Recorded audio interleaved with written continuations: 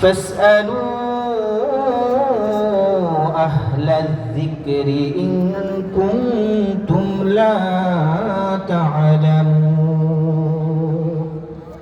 صدق الله العظيم.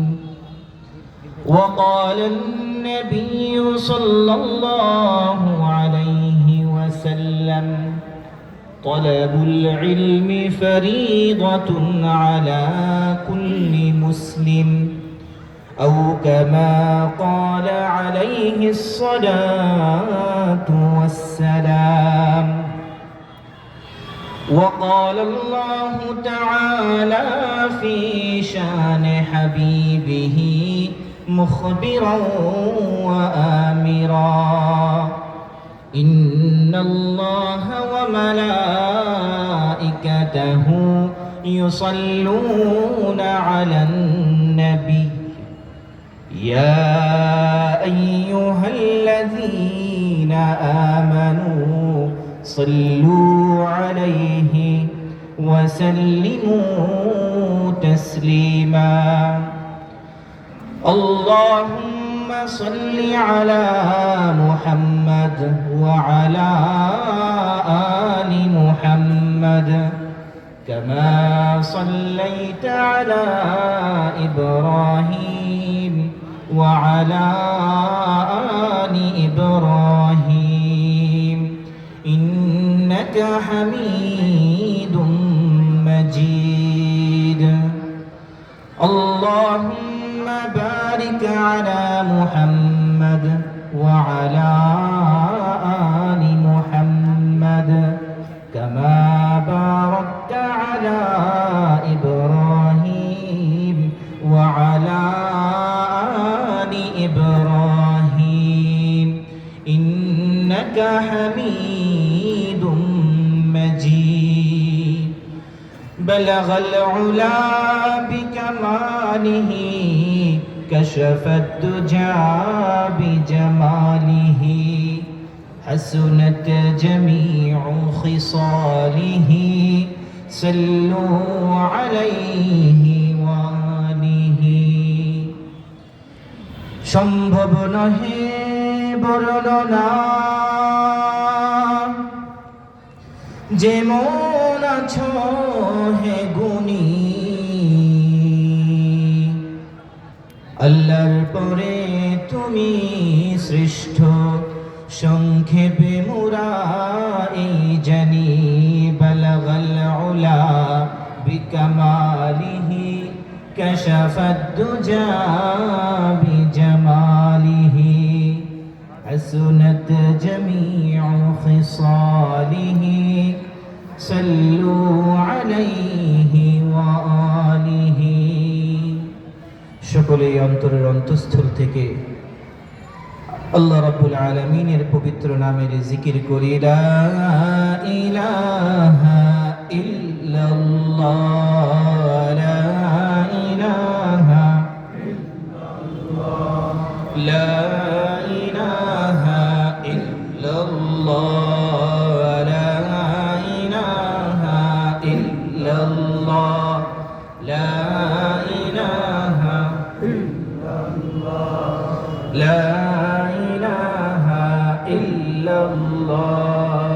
লা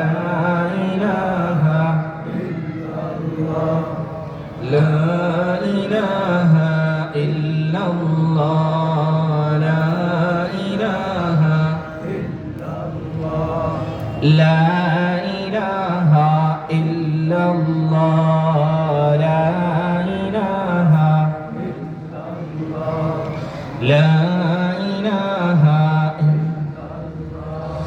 لا إله إلا الله محمد رسول الله صلى الله عليه وسلم. اللهم صل وسلم وبارك عليه. رب اشرح لي صدري ويسر لي أمري واحلل عقدة من لساني يفقه قولي وبك نستعين يا فتاح سبحانك لا علم لنا إلا ما علمتنا إنك أنت العليم الحكيم صدق الله العظيم দারুল Uloom Al Arabiya মাদ্রাসা Madartek project মুখ বাসাবো সবুজবাগ ঢাকায় অবস্থিত। উক্ত মাদ্রাসার হাফেজ ছাত্রদের পাগড়ি প্রদান উপলক্ষে এবং অত্র এলাকার মৃত মুসলিম নরনারীদের রূহের মাগফিরাত কামনায় বার্ষিক আজকের এই ওয়াজ মাহফিল। উক্ত ওয়াজ মাহফিলে আগত প্রাণপ্রিয় সকল মুসলিম ভাই এবং পর্দার আড়ালে থাকা আমার মা বোনেরা, মঞ্চে উপবিষ্ট উলামায়ে কেরাম, সকলকে অন্তরের অন্তঃস্থল থেকে মোবারকবাদ জানাচ্ছি এবং শুকরিয়া আদায় করছি যে আল্লাহ রাব্বুল আলামিন আমাকে আপনাকে পৃথিবীতে আমরা যে সকল সৃষ্টিদেরকে দেখি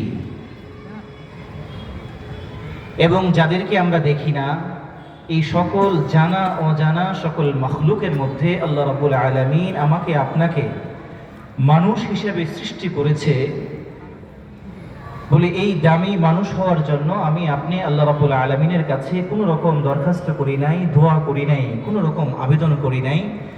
আল্লাহ রাব্বুল আলামিন আবেদন ছাড়াই আমাকে আপনাকে মায়া করে অন্যান্য পশু পাখি না বানিয়ে, গরু ছাগল ভেড়া না বানিয়ে আল্লাহ রাব্বুল আলামিন শ্রেষ্ঠ সৃষ্টি হিসেবে দুনিয়াতে পাঠিয়েছেন। এই জন্য অন্তরের অন্তঃস্থল থেকে শুকরিয়া তান বলি আলহামদুলিল্লাহ। আল্লাহ রাব্বুল আলামিনের কাছে আরো শুকরিয়া যে আল্লাহ রাব্বুল আলামিন শুধু মানুষ বানান নাই, বলে মানুষ তো বানিয়েছেন, বলে এই মানুষের মধ্যে সকল মানুষে আসল মানুষ হইতে পারে নাই।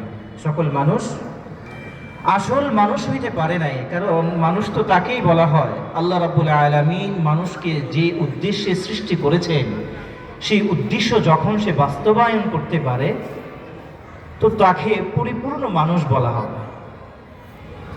আল্লাহ রাব্বুল আলামিন পবিত্র কোরআনে বলতেছেন, ওমা খালাকাতুল জিন্না ওয়াল ইনসা ইল্লা লিয়াবুদুন, মানুষ এবং জিন জাতিকে আমি সৃষ্টি করেছি কেবলমাত্র আমার ইবাদত করার জন্য।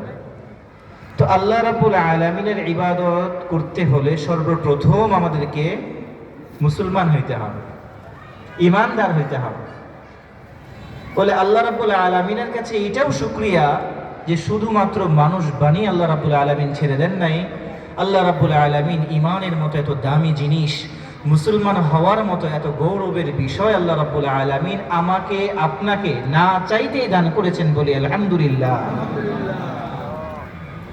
আরো শুকরিয়ার বিষয় আল্লাহ রাব্বুল আলামিন মানুষ বানিয়েছেন, ঈমান দিয়েছেন। বলি ঈমান আল্লাহ রাব্বুল আলামিন তো মানুষকে সরাসরি দান করেন না, মানুষের সাথে আল্লাহ রাব্বুল আলামিনের সাক্ষাৎ এই দুনিয়াতে হয় না, হবে না। আল্লাহ রাব্বুল আলামিনের সঙ্গে মিলতে হবে আখিরাতে। তারপরও সেই রবের প্রতি ঈমান আমরা আনলাম বলে এই ঈমান আল্লাহ রাব্বুল আলামিন পাঠিয়েছেন নবী রাসূলদের মাধ্যমে। সর্বপ্রথম মানুষ, সর্বপ্রথম নবী হযরত আদম আলাইহিস সালাম, ওনার মাধ্যমে আল্লাহ রাব্বুল আলামিন সর্বপ্রথম ঈমানের দাওয়াত দিয়েছেন। এরপর থেকে যত নবী এসেছেন, যত রাসূল এসেছেন, সকল মানুষের কাছে মানুষকে আসল মানুষ বানানোর জন্য যে দাওয়াত, ঈমানের দাওয়াত, কালেমার দাওয়াত আল্লাহ রাব্বুল আলামিন নবীদের মাধ্যমে পাঠিয়েছেন। তো নবী রাসূল অসংখ্য অসংখ্য নবী রাসূলের মধ্যে আল্লাহ রাব্বুল আলামিন আমাকে আপনাকে না চাইতেই সর্বশ্রেষ্ঠ নবী, সর্বশ্রেষ্ঠ রাসূল, ইমামুল আম্বিয়া মুহাম্মদুর রাসূলুল্লাহ সাল্লাল্লাহু আলাইহি ওয়াসাল্লামের উম্মত হিসেবে পাঠিয়েছেন বলে আলহামদুলিল্লাহ। বলে এই জন্য আমাদের শুকরিয়া আদায় করে কখনো শেষ করা যাবে না। বলে যখনই যে বিষয়ে শুকরিয়া আদায় করব, বলে এই যে শুকরিয়া আদায় করতে পারলাম, আল্লাহ রাব্বুল আলামিন বলতেছে তুমি শুকরিয়া আদায় করবা তো সঙ্গে সঙ্গে তোমার সকল নিয়ামতগুলো আমি বাড়িয়ে দেবো। বলে সুবহানাল্লাহি ওয়া বিহামদিহি লাইন শাকারতুম লাযীদান্নাকুম ওয়া লাইন কাফারতুম ইন্ন আযাবী লাশাদীদ। লাইন শাকারতুম, শুকরিয়া আদায় করবা তো আমি নিয়ামত বাড়ায়া দিব। তো আমি শুকরিয়া আদায় করলাম, আমি মানুষ হয়েছি। আমি শুকরিয়া আদায় করলাম, আমি মুসলমান হয়েছি। আমি শুকরিয়া আদায় করলাম, আমি মহানবীর উম্মত হয়েছি। বলে শুকরিয়া আদায় একদিক দিয়ে করতে থাকবো, আরেক দিক দিয়ে আল্লাহ রাব্বুল আলামিন নিয়ামত বাড়াইতে থাকবেন। বলে আমি যতই শুকরিয়া করব আল্লাহ রাব্বুল আলামিন ততই বাড়াইতে থাকবেন। আমার জিন্দেগি শেষ হয়ে যাবে, বলে নিয়ামতও শেষ হবে না, শুকরিয়া আদায় করাও শেষ হবে না। বলে শুকরিয়া আদায় করা এইটা আমাদের মানুষ হওয়ার জন্য, মুসলমান হওয়ার জন্য, নবীর খাঁটি উম্মত হওয়ার জন্য অন্যতম একটা শর্ত যে আমাদের শুকরিয়া আদায় করতে হবে। বলি এই সবক কোথায় পেলাম? বলে এই সবক আমরা পেলাম কোরআনের প্রথম সূরার মাধ্যমে। এই সবক আমরা পাই প্রতিদিন নামাজের প্রতিটি রাকাতে। সূরাতুল ফাতিহা কোন আয়াত দ্বারা শুরু হয়েছে? আলহামদুলিল্লাহি রাব্বিল আলামিন। সকল প্রশংসাকার আল্লাহ রাব্বুল আলামিনের। সমস্ত জগৎসমূহের একমাত্র রব যিনি, সকল প্রশংসা কেবল তার।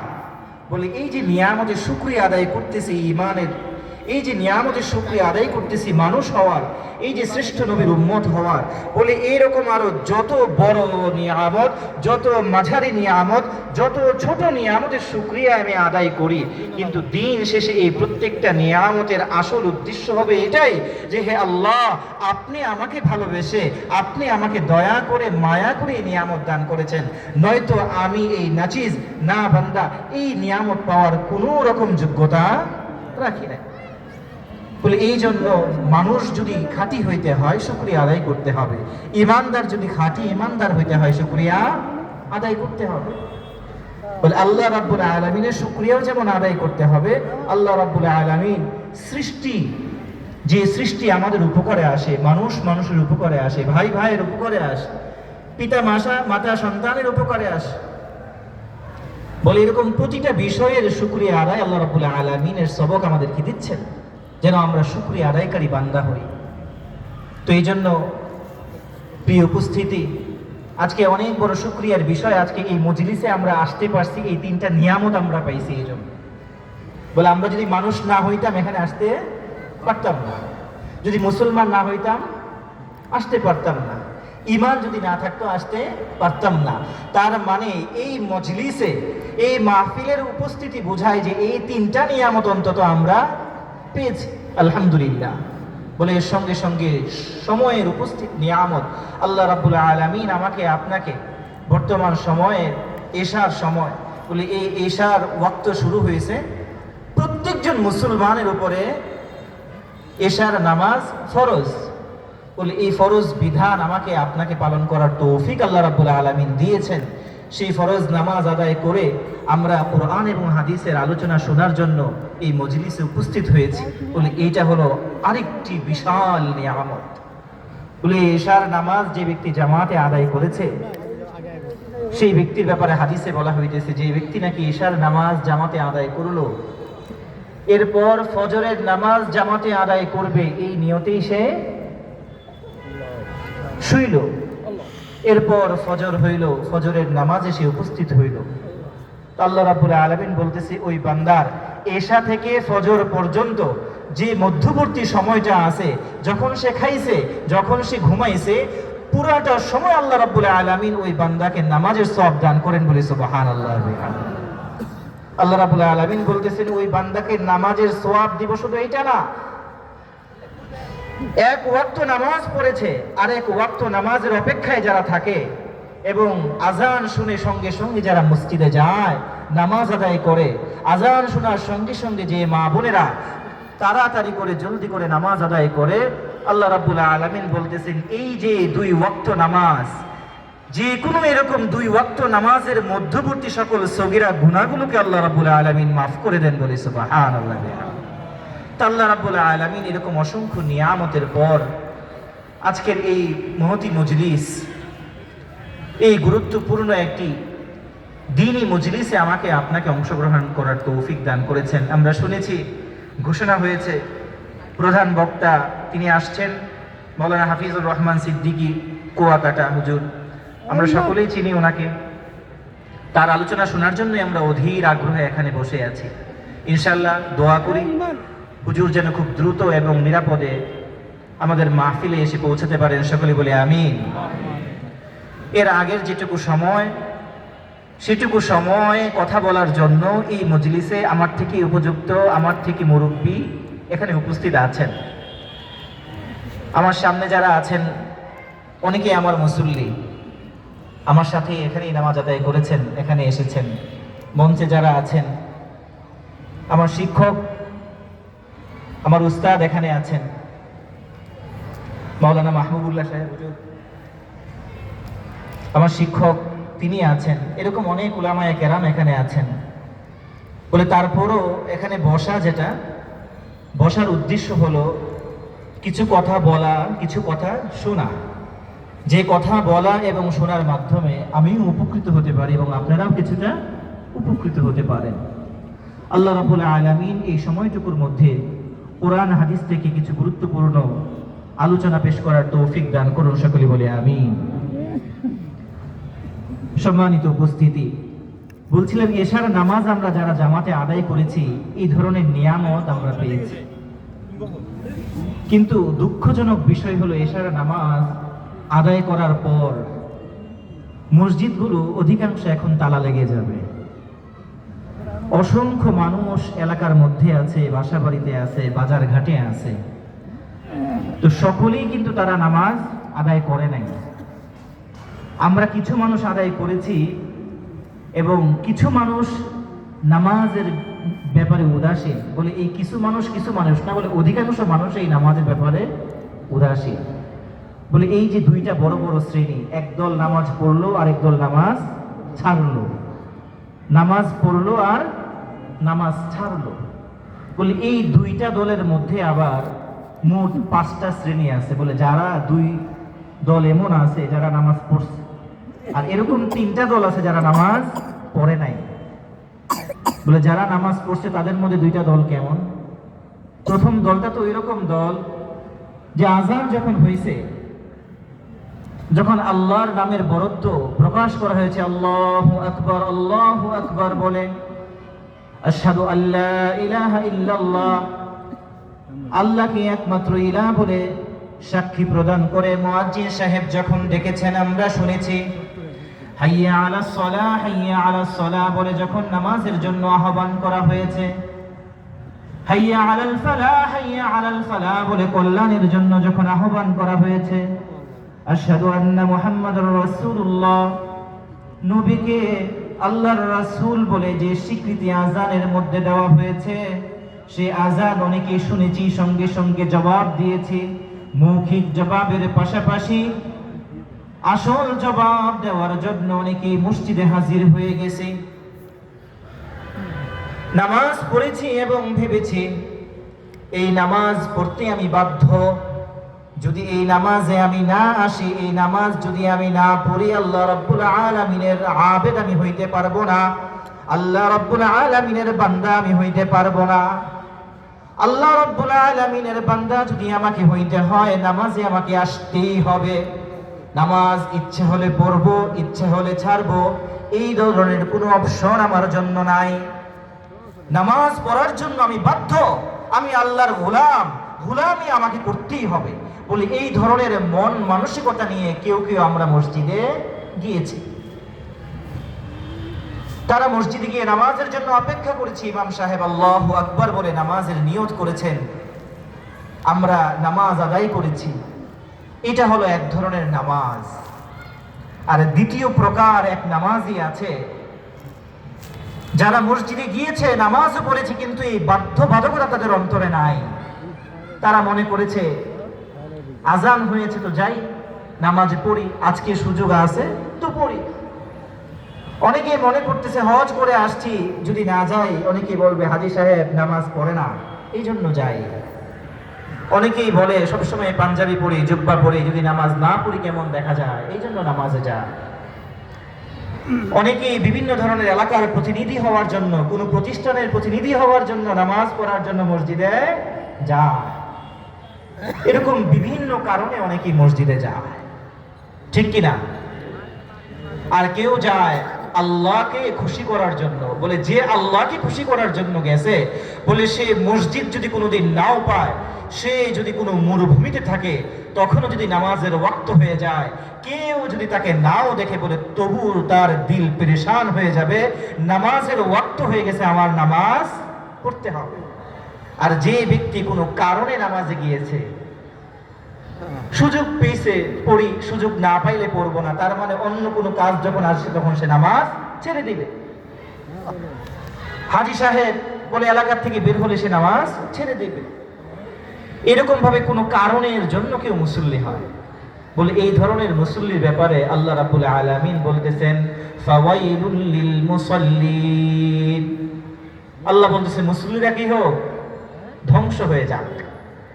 বেনামাজিদের জন্য আল্লাহ রাব্বুল আলামিন এখানে ঘোষণা দেন নাই। যারা নামাজ পড়ছে তাদের মধ্যে একটা দল, যারা নামাজকে নামাজ হিসেবে পড়ে না, গোলামি হিসেবে পড়ে না, ইবাদত হিসেবে পড়ে না, কোনো একটা কারণে পড়ে, কোনো একটা বিষয়কে সামনে রেখে পড়ে, অন্তরে তার অন্য বিষয়, অন্তরের মধ্যে ইলাহিয়ত নাই, অন্তরের মধ্যে তার রুবুবিয়তের জন্য কোনো ভয় নাই, কোনো একটা উদ্দেশ্য তার অন্তরে আছে, সেই উদ্দেশ্যকে বাস্তবায়ন করার জন্য সে মসজিদে যায়।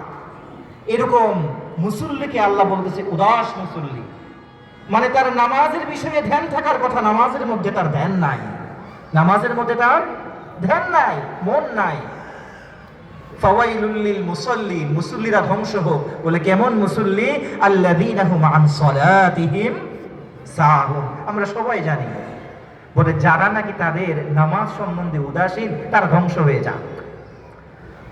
তো আমরা যারা নামাজ পড়েছি, তো বলে তারা যদি তৃপ্তিতে ভুগি যে আমরা তো নামাজ পড়েই ফেলেছি, আমরা মনে হয় পাক্কা মুসলমান হয়ে গেছি, বলে এই ধরনের ওভার কনফিডেন্স এটা আমাদের জন্য কল্যাণজনক নয়।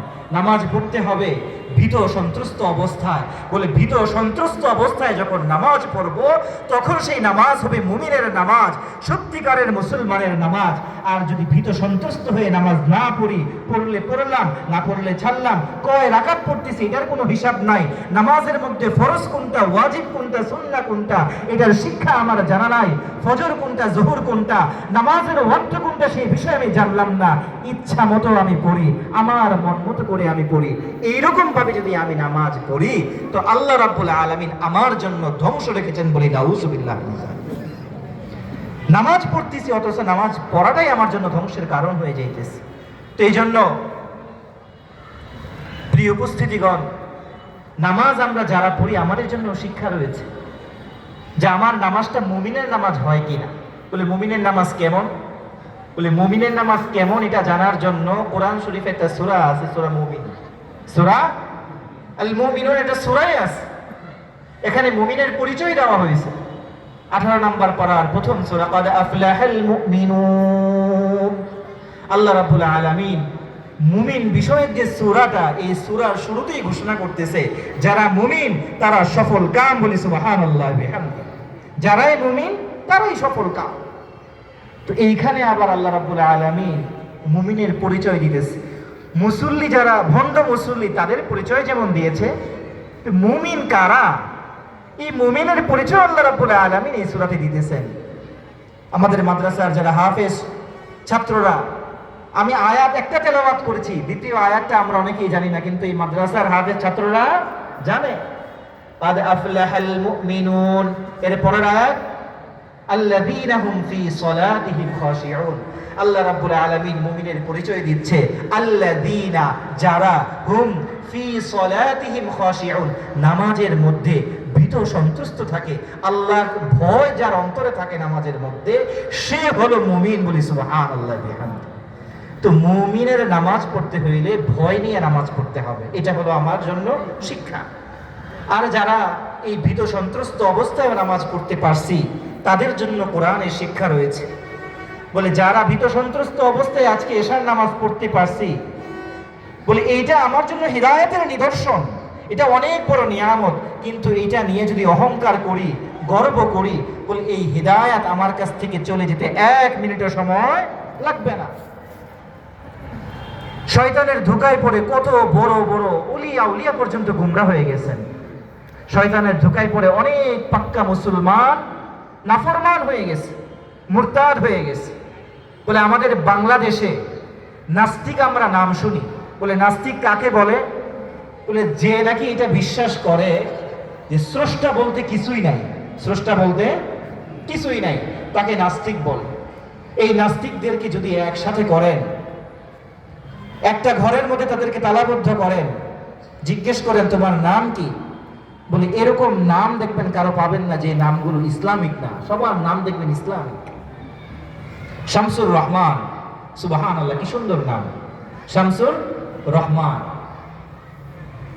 রহমানের শামস, শামস মানে সূর্য, আলো। এই আলো দ্বারা দিন উদ্দেশ্য, দিন মানুষকে সঠিক পথ দেখা। তো হিদায়াতের নিদর্শন নামের মধ্যে আছে, কিন্তু দেখা যাবে সে নাস্তিক। বলে এই নাস্তিক আসলে সে হলো সুবিধাবাদী নাস্তিক। কিসের নাস্তিক? সুবিধাবাদী নাস্তিক। তার মন চায় না নামাজ পড়তে, মন চায় না রোজা রাখতে। বলে নামাজ যদি পড়তে হয়, রোজা যদি রাখতে হয়, ধর্মীয় বিধিবিধান মতো চলতে হয়, জীবন বড় কষ্টে, এই কষ্টের জীবন সে চায় না। আবার হয়েছে তো মুসলমান, বলে মুসলমান হওয়া সত্ত্বেও সে ঘোষণা করে স্রষ্টা বলতে কেউ নাই। বলে এরকম নাস্তিক যারা, এই নাস্তিকদের গল্প আমরা আলেম ওলামা যারা বলে, তারা মনে করে যে তাদের সাথে বিদ্বেষ আছে, এই জন্য মনে হয় বলে। কিন্তু এই নাস্তিকের ছোট্ট একটা ঘটনা, বিখ্যাত একজন লেখক, আপনারা নাম বললে সবাই চিনবেন, হুমায়ুন আহমেদ, খুব বিখ্যাত একজন লেখক। বাংলাদেশের মধ্যে, স্বাধীন বাংলাদেশে সবচেয়ে বেশি টাকা যিনি লিখে কামিয়েছেন, যিনি সবচেয়ে বেশি পয়সা কামিয়েছেন, তার নাম হলো হুমায়ুন আহমেদ। বলে হুমায়ুন আহমেদকে অনেকে নাস্তিক বলে।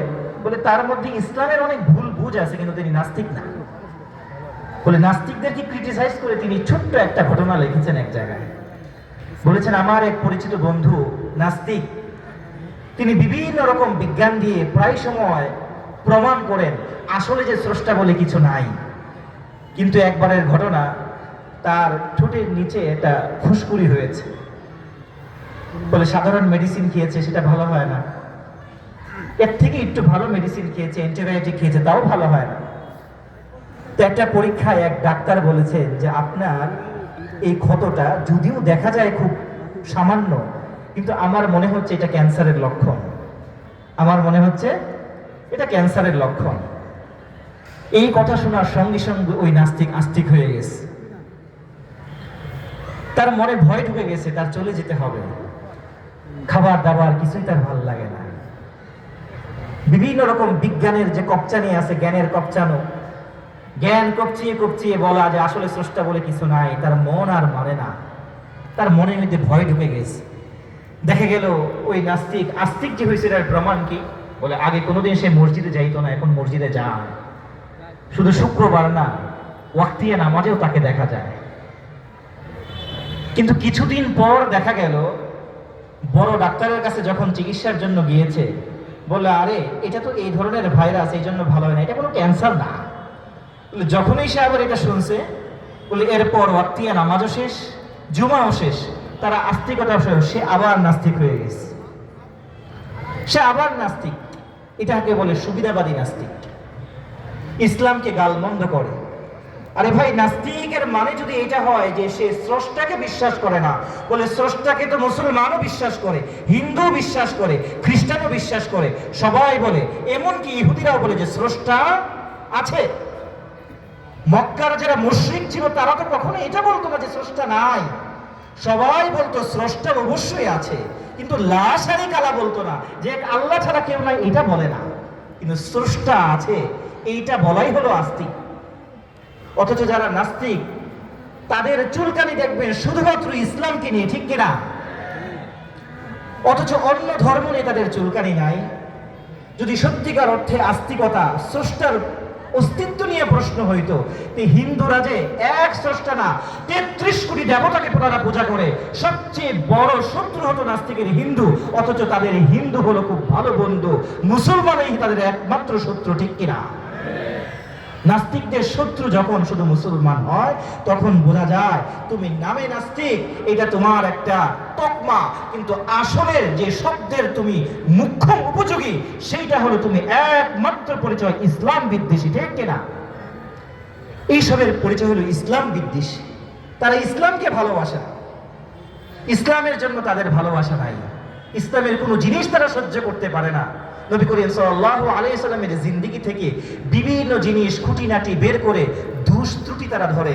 উম্মাতুল মুমিনিন রাদিয়াল্লাহু তাআলা আনহুমা উনাদের জন্য উনাদের জীবনী থেকে যত ধরনের বিভিন্ন রকম কুটুক্তি প্রশ্ন আছে সেই প্রশ্নগুলো মানুষের সামনে রাখে। খ্রিস্টানিজম নিয়ে তাদের কোনো সমস্যা নাই, অথচ আমেরিকার মতো দেশ, সেইখানে কি সবাই নাস্তিক? খ্রিস্টান চর্চা করতেছে, খ্রিস্টান ধর্মের চর্চা আছে, তো আমেরিকার বিরুদ্ধে কেন তারা কথা বলে না? তারা ভারতের বিরুদ্ধে কেন কথা বলে না? যেখানে মুসলমানদের পদচারণা আছে, যেখানে মানুষ নামাজ পড়ে, যেখানে মানুষ বেশি করে ইসলামকে মানতে চায়, যে দেশ ইসলামের যত কাছে, নাস্তিকদের তত বড় শত্রু তারা। এই জন্য তাদের মূল সমস্যা হলো ইসলাম বিদ্বেষ। এই জন্য বলি যে নামাজ আমরা পড়ি, কিন্তু এই নামাজের মধ্যে বিশ্বাস আমাদের সবার একরকম থাকে না, অনেকে অনেক কারণে নামাজ পড়ি। এই জন্য মেরে মুহতারাম,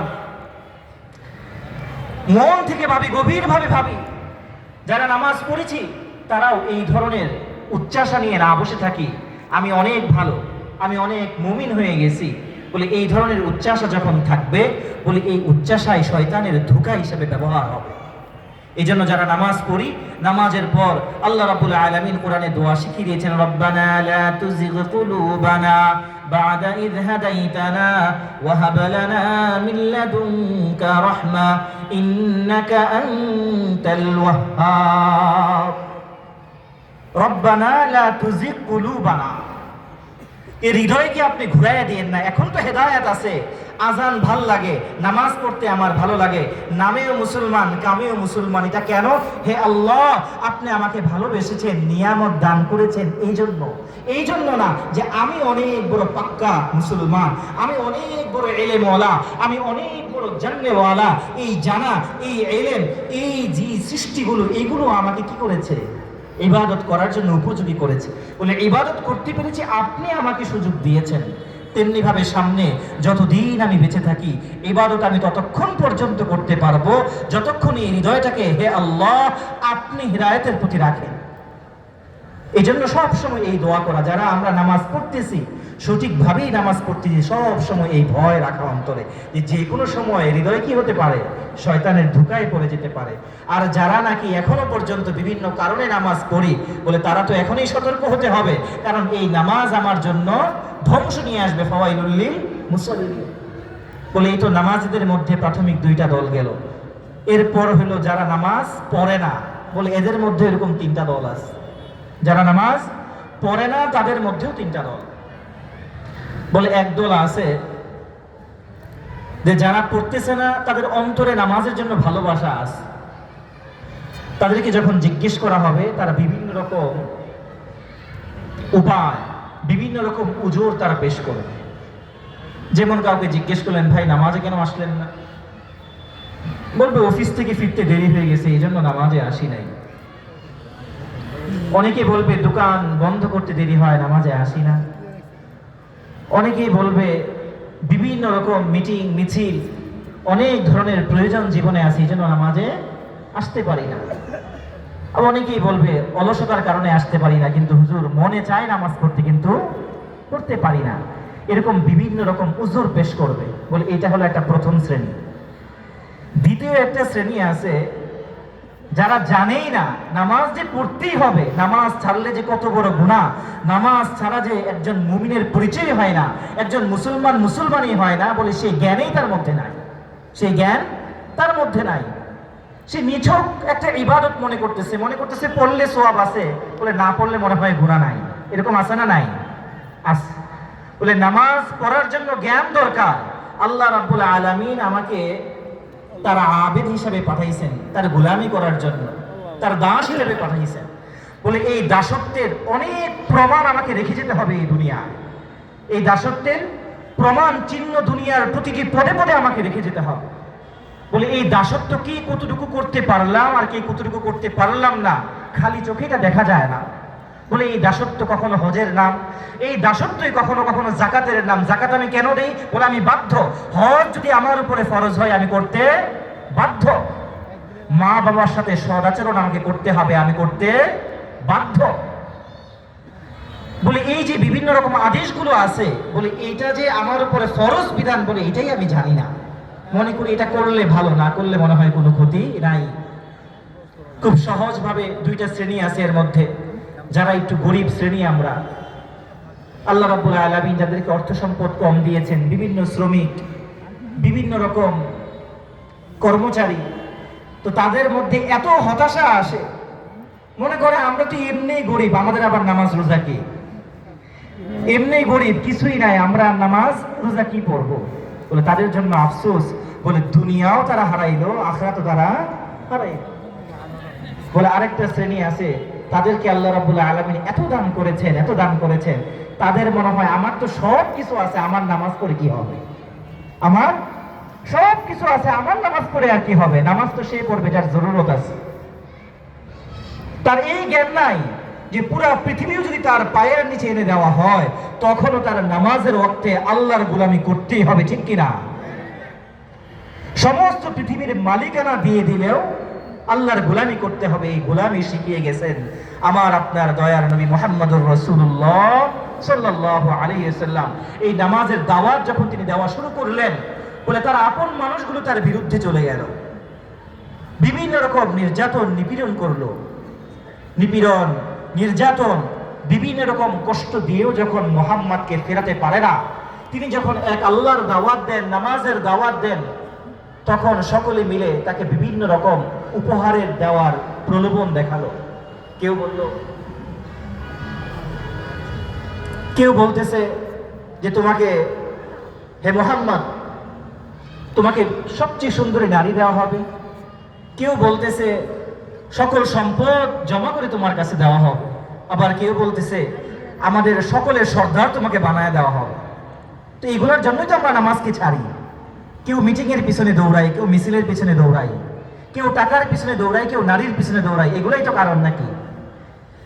যে সব কারণে আমি নামাজকে ছাড়তেছি, বলে এই নামাজের দাওয়াত যখন নবীজি দিতেছেন, তখন তাকে সকল মানুষ মিলে এইগুলো দেওয়ার প্রতিজ্ঞা করলো, প্রলোভন দেখালো। নবীজি বলতেছেন আমার এক হাতে যদি চাঁদ এনে দাও, এক হাতে যদি সূর্যকে এনে দাও, তবু এই দাওয়াত আমি ছাড়বো না। বলি সুবহানাল্লাহ বিহামদিহি। নবীজি সূর্যের বিনিময়ে, চাঁদের বিনিময়ে, পৃথিবীর বিনিময়ে ছাড়েন নাই। আমাদেরকেও যদি সবচেয়ে বড় ধন এনে দেওয়া হয়, বাড়ির মালিক, গাড়ির মালিক দেওয়া হয়, যত বড় কোটিপতি বানানো হোক, নামাজকে আমরা অস্বীকার করতে পারবো না।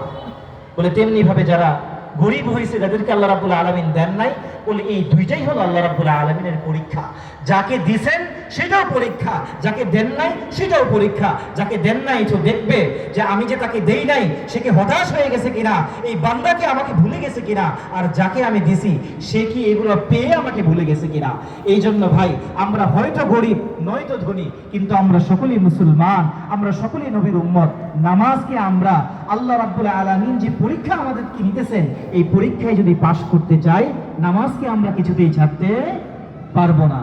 আল্লাহ রাব্বুল আলামিন যেন আমাদের প্রত্যেককে, আমরা যারা উপস্থিত হয়েছি, আমাদেরকে, আমাদের পরিবারের প্রত্যেকজন সদস্যকে, এবং যাদের কাছে এই মাইকের আওয়াজ যাচ্ছে, বলে এই যে বাহিরে যারা দোকানদারি করতেছে, বলে বাসা বাড়িতে যে মা বোনদের কানে যাইতেছে, বলে মুসলমান যদি আমি হয়ে থাকি, আমার নামের সাথে যদি মুসলমান শব্দ লেগে থাকে, নবীজির কাছে যখন প্রশ্ন করা হলো যে এই মুসলমান আর কাফের কাকে বলা হয়, এর মধ্যে পার্থক্য কি, নবীজি ঘোষণা করতেছেন এর মধ্যে পার্থক্যকারীর নাম হলো নামাজ। যে নামাজ পার্থক্য করবে কে মুসলমান আর কে মুসলমান না। বলে এই মুসলমান নামটা যদি আমার সাথে রাখতে চায়, আমাকে নামাজ পড়তেই হবে। তো আল্লাহ রাব্বুল আলামিন যেন আমাদেরকে এই নামাজ যথাসময়ে আদায় করার তৌফিক দান করেন। সকলে বলি আমিন। বলে এই নামাজের গুরুত্ব আমরা বুঝি না, নামাজের ফজিলত আমরা জানি না, কিভাবে নামাজ পড়তে হবে এর বিধিবিধান আমরা জানি না। বলে এর জন্য নামাজ শিখতে হবে। বলে নামাজ পড়া যেমন ফরজ, নামাজ পড়ার জন্য যে বিষয়গুলো লাগে এইগুলো জানাও কি ফরজ। নামাজ পড়া যদি ফরজ হয়, বলে কিভাবে পড়বো সেটা জানাও কি ফরজ। বলে কিভাবে জানবো, বলে এই তরিকার নাম হলো ইলম শিক্ষা করা। কি শিক্ষা করা? ইলম শিক্ষা করা। এজন্যই নবীজি বলতেছেন তলাবুল ইলমি ফারিদাতুন আলা কুল্লি মুসলিম, প্রত্যেক মুসলমান নর নারীর উপর দ্বীনি ইলম শিক্ষা করা, তলব করা ফরজ। বলে কতটুকু ফরজ? বলে ফরজ বিধানগুলো আমি যেন পরিপূর্ণভাবে পালন করতে পারি অতটুকু শিক্ষা আমাকে গ্রহণ করতেই হবে। বলে এই শিক্ষা গ্রহণ করার জন্যই আমাদের এই মাদ্রাসাগুলো এই ইলম শিখায় কিভাবে মানুষ নামাজ পড়বে। বলে শুধু অতটুকু না, বলে এই নামাজ ছাড়াও জীবনের অনেক বিধান আছে। জানাজার নামাজ খুব চমৎকার ভাবে মাদ্রাসার ছাত্ররা পড়ে দেখালো। জানাজার নামাজ পড়তে হবে না এমন কেউ এখানে আছেন যে আমার জানাজার নামাজ না পড়লেও চলবে, আমি মরে যাব আমাকে জানাজার নামাজ ছাড়াই দাফন করে দিবেন, এমন কেউ বলতে পারবেন? কেউ বলতে পারবো না। তেমনি ভাবে এখানে যারা উপস্থিত আছে অনেকের বাবা নাই, যাদের বাবা আছে তারাও ইন্তেকাল করবে, জানাজার নামাজ সবাইকেই পড়তে হবে, কিন্তু আমরা শিখতে নারাজ। বলে এই বাচ্চারা শিখালো দুইটা জিনিস, তারা শিখতেছে এটা যেমন দেখাইলো, বলে আমাদেরকে শিখাইলো আমাদেরকেও শিখতে হবে। বলে এই দ্বীনি ইলম যদি আমি তলব না করি আমার রবকে আমি চিনতে পারবো না, আমার রবের যে প্রতিপালন আমাকে করেন তারই যে ইবাদত করতে হবে সেটা আমি বুঝবো না। এই জন্য দ্বীনি ইলম শিক্ষা করা বলা হয়েছে প্রত্যেক নরনারীর উপরে ফরজ। এই ফরজ বিধান যেন আমরা প্রত্যেকেই সুন্দরভাবে শিখতে পারি এবং যারা এই শিক্ষা গ্রহণকারী তাদেরকে যেন ভালোবাসতে পারি, আমাদের সকল জিজ্ঞাসাগুলো তাদের কাছে করতে পারি। ফাসআলু আহলায যিকরি ইন কুনতুম লা তা'লামুন, যারা জানে না, যারা জানে তাদের কাছে জিজ্ঞেস করতে হবে। আল্লাহ রাব্বুল আলামিন এটা বিধান রেখেছেন। তো আমরা যারা জানি না, যারা জানে আলিম ওলামা মাদ্রাসা তলাবা তাদেরকে জিজ্ঞেস করতে হবে। এটা খুব গুরুত্বপূর্ণ একটা অংশ। বলে এই গুরুত্বপূর্ণ অংশের অনেক বড় একটা আয়োজন হলো আজকের এই মাহফিল। আমরা যারা মাদ্রাসায় পড়ি, মাদ্রাসায় সারা বছর শিডিউল আছে, সাপ্তাহিক রুটিন আছে, মাসিক রুটিন আছে, কিন্তু আমরা যারা জনসাধারণ ইলম শিক্ষার আমাদের কোনো দৈনন্দিন রুটিন নাই, অথচ ইলম শিক্ষা করা আমাদের জন্য ফরজ। বলে এই ফরজ বিধান পালন করার জন্য কি করি আমরা? সর্বোচ্চ সপ্তাহে একটা দিন মসজিদে যাই, আধা ঘন্টা 15 মিনিট 20 মিনিট আমরা ওয়াজ শুনি। বলে আরো তো এরকমও আছি যে একেবারে শেষ দিকে যায় 2 রাকাত নামাজ শুধু পড়ি। বলে এরকম ভাবে দ্বীনি ইলম তলব করার যে দায়িত্ব আল্লাহ রাব্বুল আলামিন আমাদের উপরে চাপিয়ে দিয়েছেন, এটার সম্বন্ধে আমরা উদাসীন। বলে এই উদাসীনতা কাটানোর জন্য আজকের এই মাহফিল। বলে মাদ্রাসাওয়ালারা মাদ্রাসায় শিখাইতেছে ছেলেদেরকে, এটা যেমন আপনাদেরকে দেখালো, আপনারা দেখলেন, আপনাদের সন্তানদেরকে নিয়ে আপনারা চিন্তিত হবেন। মাদ্রাসায় পড়া কতটুকু জরুরি, দ্বীন শিক্ষা কতটুকু জরুরি। দ্বীন শিক্ষার পাশাপাশি তারা যে আধুনিক শিক্ষায় শিক্ষিত হতে পারে, তারা যে বর্তমানের চ্যালেঞ্জ মোকাবেলা করতে সক্ষম, সেই জিনিসের বিভিন্ন ধরনের প্রদর্শনীও তারা রেখেছে। এইগুলো হলো আমাদের জন্য শিক্ষা, যেন আমরা তাদের সহযোগী হই, আমাদের সন্তানদেরকে নিয়ে আমরা চিন্তিত হই। এবং পাশাপাশি যাদের বয়স হয়ে গেছে, আমরা এখন কোনোভাবেই মাদ্রাসায় ভর্তি হতে পারবো না, তাদের জন্য চিন্তা করি শুক্রবারে যেমন কিছু ওয়াজ নসিহত করা হয়, এরকম মাদ্রাসাওয়ালারা আম মানুষের জন্য দ্বীন শিখার জন্য এই ওয়াজ মাহফিলগুলোর আয়োজন করেন। আপনারা আসেন, সেখানে বিভিন্ন রকম দ্বীনি বিষয় নিয়ে আলোচনা হয়, আপনারা মনোযোগ দিয়ে শুনেন। বলে এই মনোযোগ দিয়ে যদি শুনেন, পাশাপাশি যদি এই ইলম তলব করার যে উদ্দেশ্য সেটা অনুধাবন করেন, আল্লাহ রাব্বুল আলামিন অনেক ফায়দা আপনার জন্য রেখেছে।